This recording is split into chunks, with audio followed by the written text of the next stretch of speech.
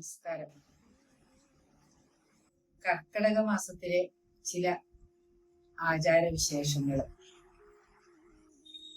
അതായത് മഴക്കാലം, ഇടവം പകുതി മാസം തുടങ്ങി ഇടവം, മിഥുനം, കർക്കിടകത്തിലൊക്കെ മഴക്കാലത്ത്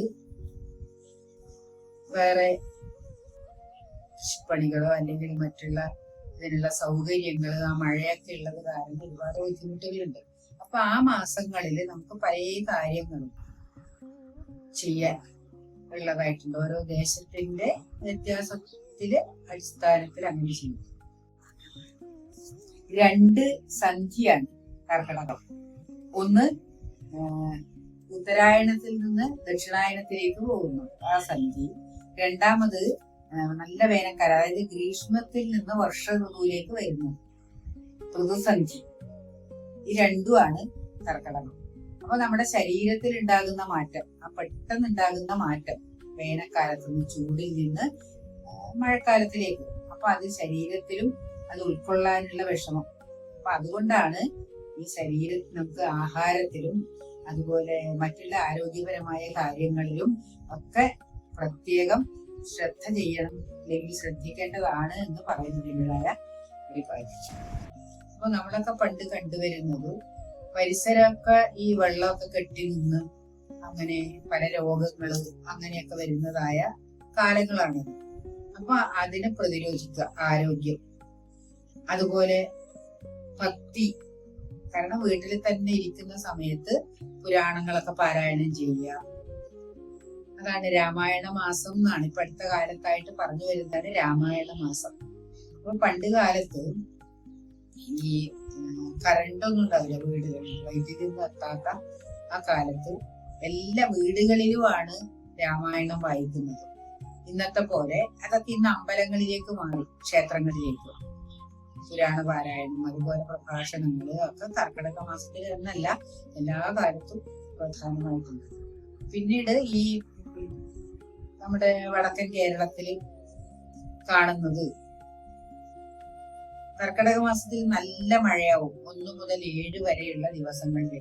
അപ്പൊ ആ ദിവസങ്ങളിൽ ഇപ്പൊ സാധാരണയായിട്ട് പോകുന്ന മാസത്തിലോ അങ്ങനെയൊക്കെ തൊഴാൻ പോകുന്ന അമ്പലങ്ങളിൽ 7-ാം നാളെന്നാ പറയാം, 7-ാം നാള് കഴിഞ്ഞ് മാത്രമേ പോകുള്ളൂ. അതുപോലെ ബന്ധുക്കളുടെ ഇല്ലങ്ങളിലായാലും 7-ാം നാള് കഴിഞ്ഞ് നമ്മൾ മറ്റൊരു സ്ഥലത്തേക്ക് പോകുള്ളൂ. അത്രയും നല്ല തീവ്രതയോടെ മഴ പെയ്യുന്ന സമയമായിരിക്കും. അപ്പൊ 7-ാം നാള്, 16-ാം നാള്, 28-ാം നാള്. അപ്പൊ 28-ാം നാള് ആകുമ്പോഴത്തേക്ക് ആ മഴയുടെ തീവ്രതയൊക്കെ കുറയും. അപ്പൊ ഈ ദിവസങ്ങളില് അപ്പൊ പറയല്ലോ, ഈ അങ്ങോട്ടക്കോട്ട് ഒക്കെ പറയുന്ന പോലെ പൊട്ടി പുറത്ത്, ശിവോതി അകത്ത്, അങ്ങനെയുള്ള. അപ്പൊ ഇവിടെ എങ്ങനെയാ വെച്ചാല് വേടൻ എന്ന് പറഞ്ഞു, അതായത് ഈ തെയ്യം കലാരൂപത്തിന്റെ അവരുടെ ചെറിയ കുട്ടികൾ, ആ സമുദായത്തിലുള്ള ആൾക്കാരുടെ ചെറിയ കുട്ടികൾ ആണ് ഈ വേഷം കെട്ടിയിട്ട് അതിൻ്റെതായ വാദ്യം ഒക്കെ എടുത്ത് എല്ലാ വീടുകളിലും ഇല്ലങ്ങളിലും പ്രത്യേകിച്ചും 7-ാം നാള്, 16-ാം നാള്, അല്ലാന്നുണ്ടെങ്കിൽ 16, 28 അങ്ങനെ വരും. ചെറിയ കുട്ടികളായിരിക്കും, 10 വയസ്സ് അങ്ങനെയൊക്കെയുള്ള കുട്ടികളാണ് ഈ മുഖത്തെഴുത്തും അതുപോലെ മാല, കിരീടം അതൊക്കെ വെച്ച് നല്ല ചുവന്ന മുണ്ടൊക്കെ എടുത്ത് പാട്ടുപാടി ഈ അതിന്റെ വാദ്യം കൊട്ടി, ചെണ്ട അതൊന്നും ആയിരിക്കില്ല, കുക്കു പോലെയുള്ള ആ വാദ്യം കൊട്ടി ഇതിങ്ങനെ മുന്നോട്ടും പിന്നോട്ടും ഇങ്ങനെ ആ അഞ്ചത്തിന്റെ മുന്നിൽ വന്ന് ആ ദേശത്തിലെ എല്ലാ സ്ഥലങ്ങളിലും അവർ പോകും. അവർക്ക് അരി, മറ്റ് വസ്ത്രം, ആ കാലത്തൊന്നും ഈ പൈസ അങ്ങനെ ധാരാളം കൊടുക്കാനുണ്ടല്ല. അപ്പൊ ഇതൊക്കെയാണ് അവർക്ക് കൊടുക്കുക. കുട്ടി ഇങ്ങനെ വേഷം കെട്ടി വന്ന വേടൻ എന്നാ പറഞ്ഞു. അപ്പൊ ആദ്യത്തെ ഈ 7-ാം നാളിൽ വരുന്ന അതിന് ഈ കരി കലക്കിയ വെള്ളം അതുപോലെ ചൂട്ട് കത്തിച്ചിട്ട് ഒരു ഭാഗത്തേക്ക് ഒഴിഞ്ഞ് തെക്കോട്ടേക്ക് മറിക്കും. ഇനി 2ാമത് വരുന്ന ഈ കോലത്തിന്, അതായത് വേടൻ എന്നാണ് പറയാ, അതിന് ഗുരുസി അതുപോലെ തിരി, അത് ആ വേടന്റെ ഭാഗത്തുനിന്ന് അത് നന്മ ഇങ്ങോട്ടേക്ക് തിരിച്ച് ആ വീടിലേക്ക് ഒഴിഞ്ഞ് കൊണ്ടുവരും. എന്നിട്ടത് വടക്കോട്ടേക്ക് മറിക്കും. അപ്പൊ ആദ്യത്തേതിന് കരി കലക്കിയ ഇതാണെങ്കിൽ 2ാമത്തേതിന് മഞ്ഞളും മൂറും കലക്കിയിട്ടുള്ള, അതായത് ചുണ്ണാമ്പും കലക്കിയിട്ടുള്ള ഗുരുസിയാണ് ഒഴിഞ്ഞ് മറക്കുന്നു. പിന്നെ ഈ 12 ദിവസമൊക്കെ ഉണ്ടാവും ഭഗവതി സേവ, ഗണപതി ഹോമം എല്ലാ സ്ഥലങ്ങളിലും. അതിന് പണ്ട് കാലത്തൊക്കെ ആണെങ്കിൽ പുഷ്പാഞ്ജലിക്കൊക്കെ ഒരുപാട് ആൾക്കാർ ഉണ്ടാവും ചെയ്യും. വൈകുന്നേരമായാലും പുഷ്പാഞ്ജലി ചെയ്യും. ആ കുടുംബാംഗങ്ങൾ മുഴുവൻ പുഷ്പാഞ്ജലി ചെയ്യും. അങ്ങനെ ആ ഭക്തി.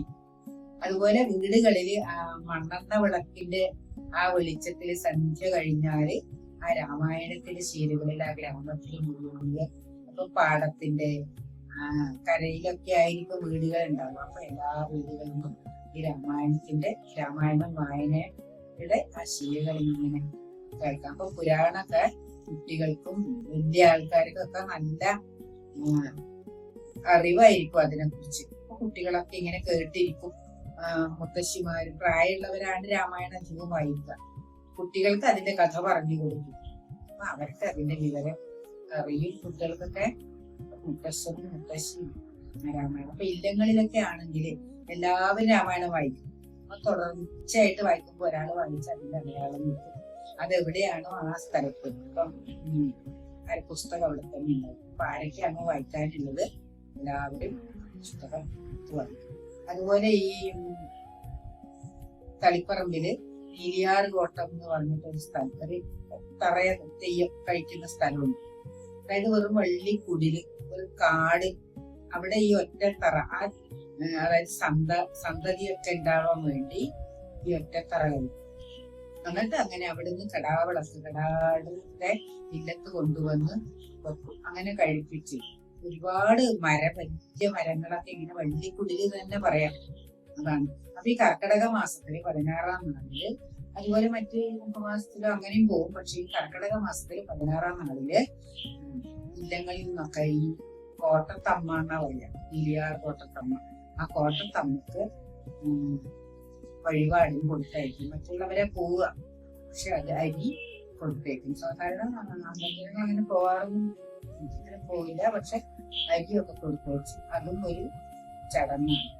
അതുപോലെ ഈ സന്ധ്യ ആയി കഴിഞ്ഞാല് 7-ാം നാള് വരെ ഒരു ഉരുള ചോറ്, അതുപോലെ ഒരു തീക്കൊള്ളി, പിന്നെ കുറച്ച് വെള്ളം ഈ വടക്ക് പുറത്തെ വാതില് തുറന്ന് ആ വടക്കേ മുറ്റത്ത് അല്ലെങ്കിൽ ആ തുമ്പത്ത് ഇങ്ങനെ വെക്കും. അത് കർക്കടവുത്തി എന്നാ പറയാ. അതിന്റെ ശരിയായ ഭാഷ എന്താ അങ്ങനെ പറയാം, കർക്കടവുത്തിക്ക് കൊടുക്കുക എന്നാ പറയാ. ഈ ഇരുട്ട് മഴസന്ധ്യ കഴിഞ്ഞാല് കൊടുക്കും. വടക്ക് പുറത്ത് വെച്ച് വാതിലടച്ച് ഉരുവിക്കും. അതുപോലെ 7-ാം നാള് കഴിഞ്ഞാല് ബാക്കി വരുന്നത് ഈ ചോറുള്ള, അതുപോലെ തിരിയാണ് പിന്നെ കൊടുക്കുക. തിരി കത്തിച്ചിട്ട് അതുപോലെ വെള്ളവും കൊടുത്ത് ഇതുപോലെ വാതിലടച്ച് ഉള്ളിൽ. അപ്പൊ ഈ കർക്കിടക മാസത്തിൽ എന്താന്ന് പറഞ്ഞാല് പരിസരമൊക്കെ സൂക്ഷ്മജീവികളും അല്ലെങ്കിൽ രോഗാണുക്കളും ഒക്കെ കൊണ്ട് ഉള്ളതായിരിക്കും. അപ്പൊ സന്ധ്യക്ക് മുമ്പേ വാതിലൊക്കെ അടച്ച് ഇങ്ങനെ നിൽക്കുക എന്നുള്ളതാണ്. പിന്നെ അതുപോലെ ഈ ആരോഗ്യം സംരക്ഷിക്കാനുള്ള ലേഹ്യങ്ങളും മരുന്നുകളും അതൊക്കെ കഴിക്കുന്ന ഒരു കാലം കൂടിയാണ് ഈ കർക്കിടക മാസം. കാരണം പ്രത്യേകമായ ചടങ്ങുകളും പരിപാടികളും അങ്ങനെ പുറത്തു പോയിട്ടുള്ള കാര്യങ്ങളൊന്നും ഇല്ല ആ സമയത്ത്. നമ്മുടെ വസതിയിൽ അല്ലെങ്കിൽ നമ്മുടെ ഗൃഹത്തിൽ തന്നെ ഇരുന്ന് ചെയ്യാൻ പറ്റുന്നതായ കാര്യങ്ങള് ഈ കർക്കിടക മാസത്തിൽ ചെയ്യും. അപ്പൊ ഇങ്ങനെയുള്ള ചില കാര്യങ്ങളൊക്കെ പണ്ടേ കണ്ട് വരുന്നുണ്ട്. പക്ഷെ ഇപ്പൊ അതിന് ഒരുപാട് മാറ്റങ്ങളൊക്കെ ഉണ്ട് അത് ചെയ്യാനുള്ള. എന്നാലും ഒരു ദിവസമെങ്കിലും കർക്കിടകത്തില് ഭഗവതി സേവയും ഗണപതി ഹോമവും കഴിക്കാത്ത സ്ഥലങ്ങളെല്ലാം ഇവിടെ തന്നെ. ഇതാണ് കാലത്തിൽ ചെയ്തു വരുന്നതായ ചില നമ്മൾ കണ്ടുവന്നതായ ചില വിശേഷങ്ങൾ.